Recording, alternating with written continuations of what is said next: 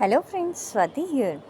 Friends, Friday के दिन जो मार्केट क्लोज़ हुआ था वो एग्जैक्टली 25,356 पे क्लोज़ हुआ था, यानी कि 360 पे, राइट।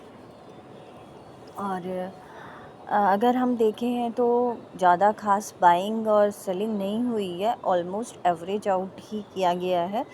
2364 एफआईआई ने बाई किया और डीआई ने भी बाई किया through 2532 crore, right.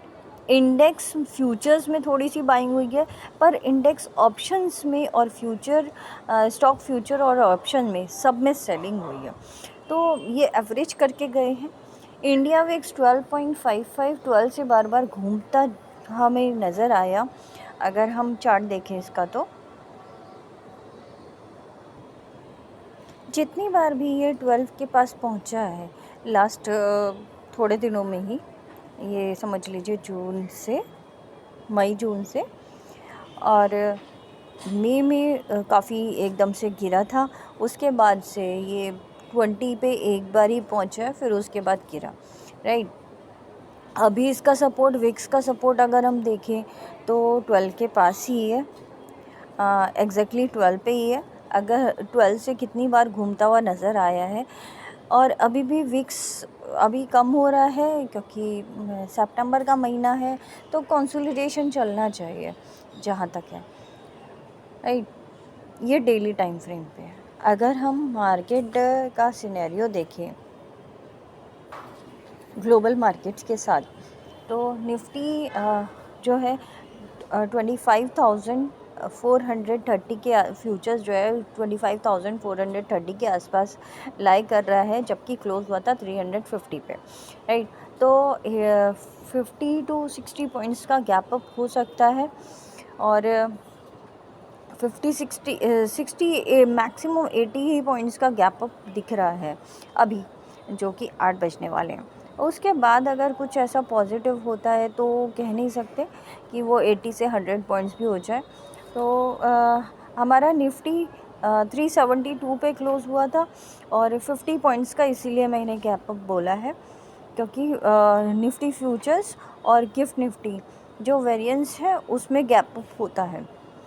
Bank Nifty 51,929 पे ही क्लोज़ हुआ था, और अब आने वाले टाइम में इसमें थोड़ा सा बाउंसिंग दिख रही है, अपसाइड में मूवमेंट दिख रही है, क्योंकि बैंकिंग सेक्टर उठ के आ रहे हैं, काफ़ी दिन से कंसोलिडेशन में चल रहे थे। तो अगर हम देखें तो ग्लोबल मार्केट में अगर हम नज़र डालें तो यूएस का market, right, 297 points Dow Jones ने उठाया, और नस्दाक ने 114 पॉइंट्स पे क्लोजिंग दी एग्जैक्टली।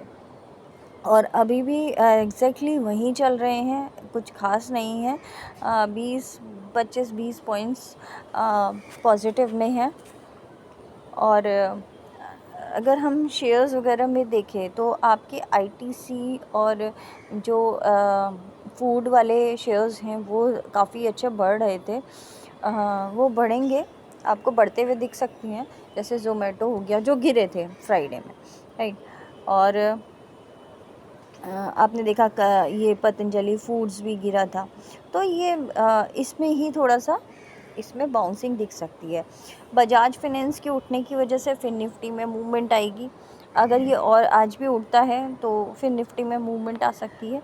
ऐसे ही आप शेयर्स देख सकते हो किसके क्या शेयर्स हैं, ठीक है। और अगर आपको उसमें नहीं समझ में आ रहा तो investing.com ये जो है, इसमें आप एक शेयर्स वाला कॉलम आता है,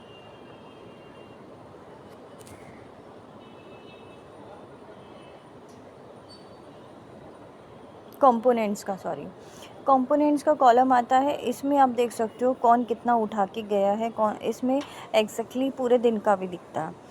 तो जैसे कि हम कह रहे हैं ओवरऑल HDFC बैंक ने कुछ नहीं किया, ICICI बैंक 1.8 नेगेटिव था,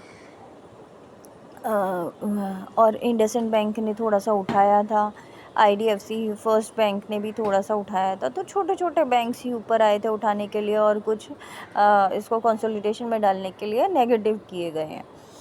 तो पीएनबी बैंक थोड़ा सा, पीएसयू स्टॉक्स जो है, पीएसयू बैंक्स हैं वो थोड़े से उठाए गए थे, और जो छोटे छोटे बैंक्स हैं उसमें बाइंग आई थी।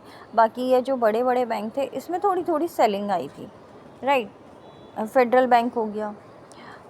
इसी तरीके से अगर हम देखें निफ्टी के शेयर्स, निफ्टी में जो कंपोनेंट्स हैं, ये कंपोनेंट्स आपको सिर्फ इंडेक्स में ही दिखेंगे। ये भी मैं क्लियर कर दूं, जैसे अदानी पोर्ट्स, अपोलो हॉस्पिटल, और हॉस्पिटल्स में इतनी ज़्यादा कुछ खास मूवमेंट नहीं थी, और आपका टूरिज़्म में थोड़ा सा मूवमेंट आज दिख सकती है, मेटल सेक्टर में थोड़ा सा मूवमेंट्स दिख सकती है, राइट। अब कमोडिटीज़ की अगर हम बात करें तो 2612 पे गोल्ड चला गया है, क्योंकि चाइना की जो न्यूज़ थी, उन्होंने मेटल्स में काफ़ी इन्वेस्टमेंट की है, उस न्यूज़ पे गोल्ड में ही सबसे ज़्यादा इन्वेस्टमेंट हो रही है, और गोल्ड और सिल्वर में। गोल्ड और सिल्वर फिर से अपने लेवल हाई पे है 2612 पे, और सिल्वर भी 31.30 पे। क्रूड ऑयल में कुछ खास मूवमेंट नहीं है, क्योंकि 68.03 पे, और ब्रेंट ऑयल भी 71.85 पे है। करेंसी में अगर हम देखें तो 83.9 पे है, अभी भी 83.91 ही चल रहा है यूएसडी INR। इसकी वजह से बैंक निफ्टी में कुछ खास मूवमेंट नहीं आ रही है। अगर हम डेली टाइम फ्रेम पे आज के लेवल की बात करें तो यहाँ डब्लू पैटर्न पूरा करने के बाद ये एक रिजेक्शन का काम कर रहा है, जो कि हमने पूरा देखा कि डब्लू पैटर्न पूरा हो गया है और फिर रिजेक्शन का काम कर रहा है। लास्ट टाइम भी जब इसने एक कैंडल बनाई थी तो यहाँ पे 4-5 दिन इसने यहाँ पे कंसोलिडेशन में निकाले थे, राइट। अभी भी आपको कंसोलिडेशन मिल सकता है, क्योंकि 12 भी विक्स भी 12 पर है, तो उसमें जितना 12 के बीच में रहता है या 10 से भी नीचे जाता है तो विक्स वॉलेटिलिटी बिल्कुल ख़त्म समझो, बहुत छोटे दायरे में चलता है मार्केट। तो पूरे दिन आज भी उम्मीद है कि सुबह जब से ऊपर खुलेगा तो लास्ट टाइम जो कैंडल बनी थी उसी तरीके की यहाँ पे भी कैंडल बन सकती है, भले ही थोड़ा सा ग्रीन में बंद कर दे, पर फिर भी कंसोलिडेशन काफ़ी हाई रह सकता है। तो इस कंसोलिडेशन के मूवमेंट को इतना कैप्चर नहीं कर सकते हम ऑप्शंस में, क्योंकि बाइंग जो छोटे लेवल पे बाइंग करते हैं केवल, तो उनका प्रीमियम चाहे उनके फेवर में भी जो बहुत धीरे धीरे जाता है, तो फिर भी उनका प्रीमियम कुछ खास नहीं बढ़ता है, बल्कि इनफैक्ट पिघलता है, मेल्ट होता है, राइट।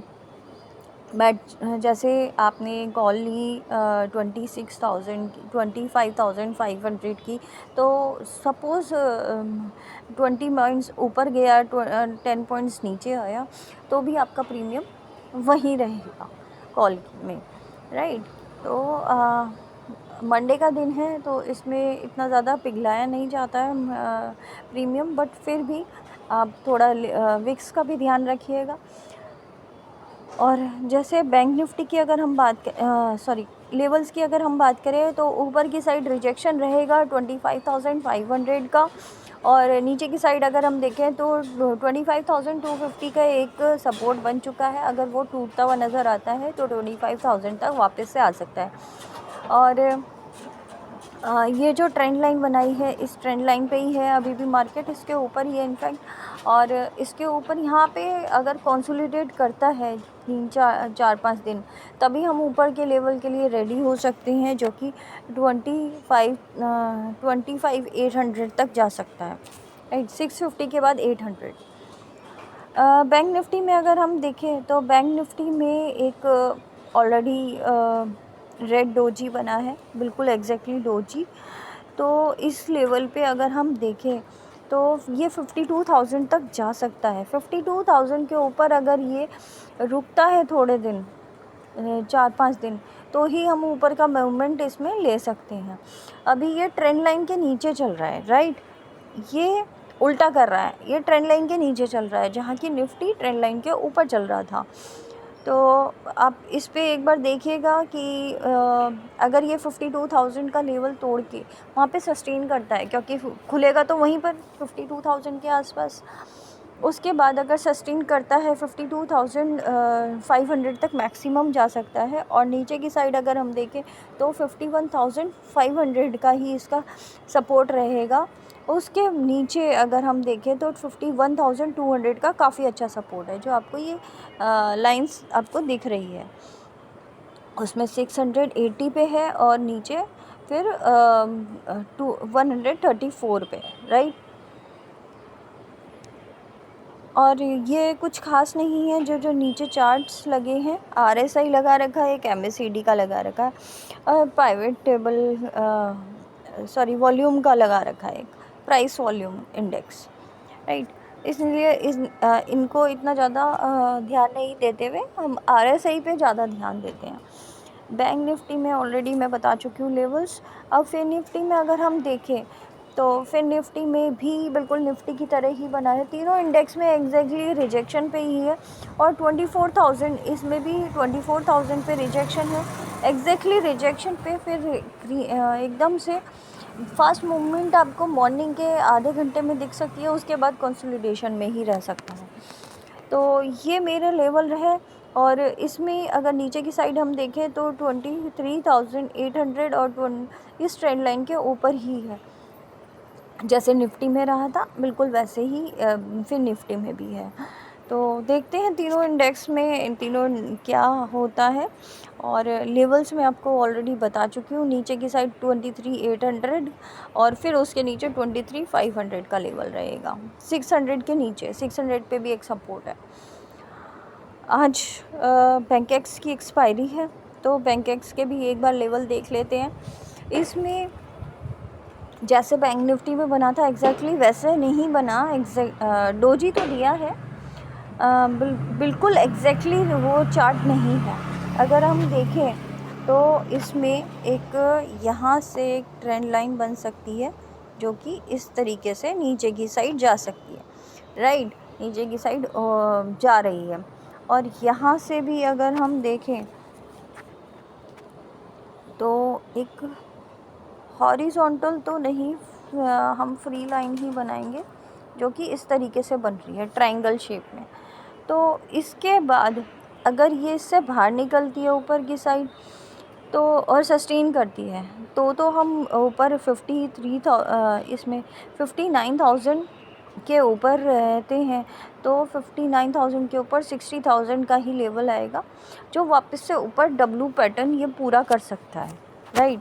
और अगर नीचे की साइड देखें तो 58,000 के नीचे अगर जाता है तो 57,500 का एक रिजेक्शन रहेगा, जो कि मैं आपको हॉरिजॉन्टल लाइन के थ्रू आपको बताती हूँ, क्योंकि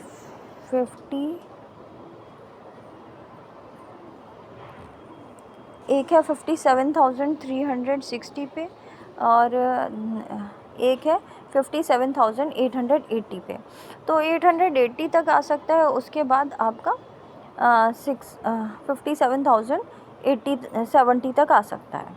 57,000 एक हम काउंट कर सकते हैं, और उसके ऊपर 800, ठीक है। तो ये लेवल्स रहेंगे। ऊपर की साइड अगर हम देखें तो ये वापस से 60,000 के लेवल के लिए 60,500 तक के लेवल के लिए आ सकता है। तो इस तरीके से हम चार्ट देखते हैं कि पीछे से कहाँ पे घूमा है, किस तरीके से चला है, इस तरीके से हम लेवल्स निकालते हैं, राइट। तो ये आज की वीडियो थोड़ी बड़ी हो गई, ऑफ कोर्स मंडे है तो थोड़ा ज़्यादा डिस्कस कर लिया हमने, पर कंसोलिडेशन अगर चलता है तो इतने बड़े बड़े लेवल्स इतनी जल्दी नहीं आ सकते, ठीक है। Thank you friends, thank you so much. और आज के लिए इतना ही। मैं सोचती हूँ अगर आप कमेंट में आपके पॉजिटिव रिस्पॉन्सेस रहेंगे तो मैं डे लाइव भी करूँगी, तो आप थोड़ा सा पॉजिटिव रिस्पॉन्सेस दीजिए तो मुझे थोड़ा सा कॉन्फिडेंस आएगा, मोटिवेशन मिलेगा। Thank you.